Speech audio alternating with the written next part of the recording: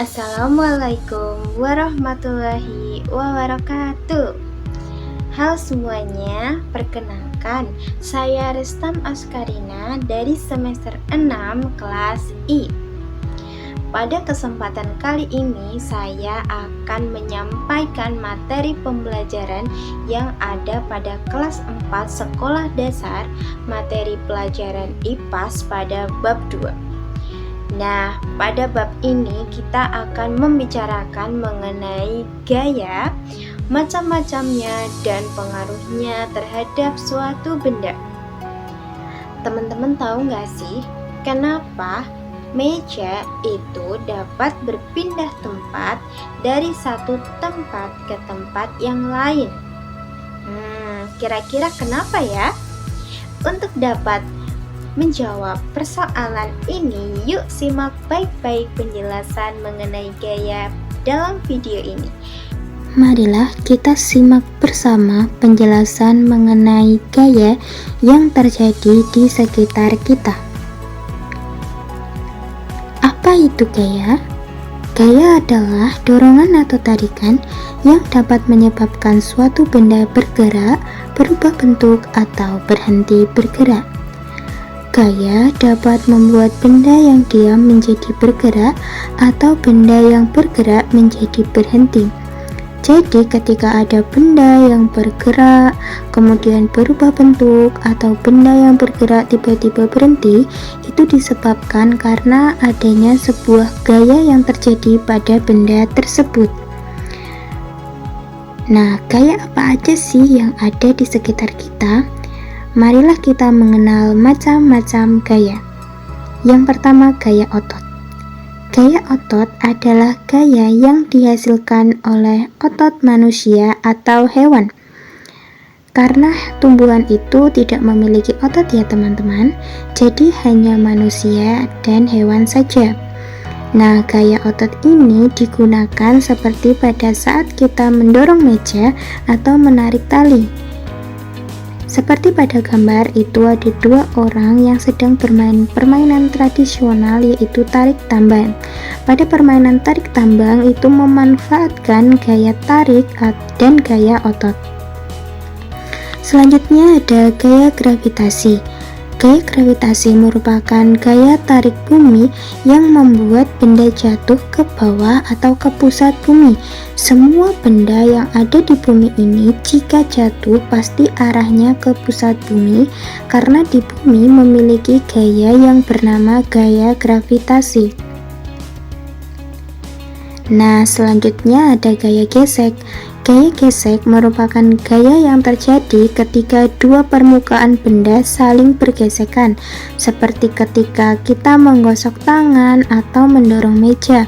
Kemudian ada lagi ketika saat kita mengerem pada sepeda, antara roda dan permukaan aspal itu terjadi gaya gesekan ya, sehingga terkadang roda dari sepeda atau motor atau mobil itu jika sering digunakan untuk berjalan atau dikendarai pasti lama-kelamaan akan terkikis atau aus atau menipis karena terdapat gesekan dengan aspal. Untuk selanjutnya ada gaya magnet. Gaya magnet itu gaya yang dihasilkan oleh magnet. Magnet bisa menarik benda-benda yang terbuat dari logam tertentu, misalnya seperti paku, kawat, besi, ataupun pada kunci dan sebagainya. Selanjutnya ada gaya listrik. Gaya listrik itu dihasilkan oleh aliran listrik, seperti gaya pada magnet listrik. Kemudian gaya pegas. Gaya pegas itu gaya yang dihasilkan oleh pegas atau benda elastis lainnya saat ditarik atau ditekan berupaya mengembalikan benda ke bentuk semula. Contohnya seperti pada gambar itu ada pir dan juga bandul. Ketika bandul ditarik maka pir akan memanjang, kemudian ketika bandul itu dilepaskan maka pir akan kembali ke bentuk semula. Sehingga benda ini dikatakan benda yang elastis. Kemudian ada contoh gaya dalam kehidupan sehari-hari seperti gaya otot ketika mengayuh sepeda, kemudian gaya gravitasi ketika apel yang jatuh dari pohon. Jadi ketika buah itu sudah masak atau sudah matang, itu pasti akan jatuh ke bawah atau jatuh ke pusat bumi. Selanjutnya ada magnet. Magnet digunakan saat hendak menempelkan kertas di kulkas. Nah, itu bisa menggunakan magnet untuk perekatnya. Kemudian gaya pegas seperti gantungan bandul ya, yang tadi sudah dijelaskan.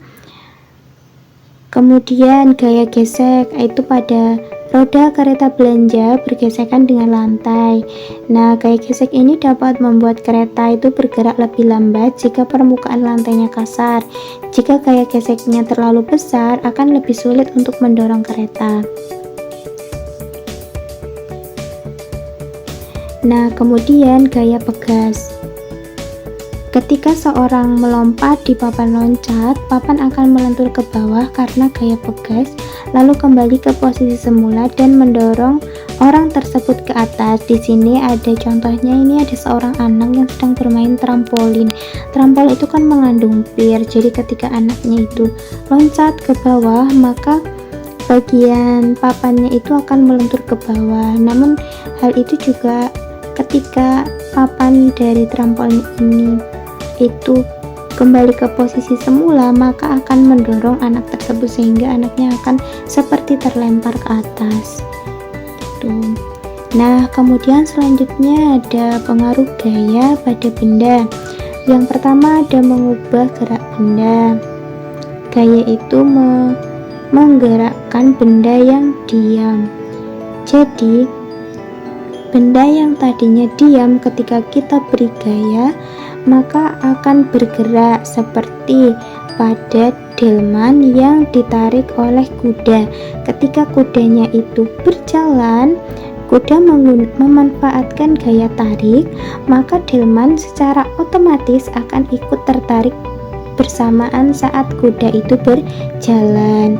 Kemudian kedua ada gaya membuat benda itu bergerak menjadi diam. Nah, ketika kita memberhentikan laju kuda, maka secara otomatis juga delmannya akan berhenti. Jadi delman ini mengikuti kuda karena kuda sudah tidak ada gaya untuk menarik delman. Ketika sudah diberhentikan, maka secara otomatis delman ini juga akan ikut berhenti. Kemudian gaya mengubah kecepatan gerak benda. Nah, ketika kita mengendarai sepeda itu kita bisa mengatur kecepatan yang kita mau. Ketika kita ingin cepat, maka kita harus mengayuh sepeda dengan sekuat tenaga, memanfaatkan gaya otot. Namun ketika kita mengayuhnya itu sedang atau normal, maka kecepatan dari sepeda juga akan menyesuaikan, melaju normal pada umumnya.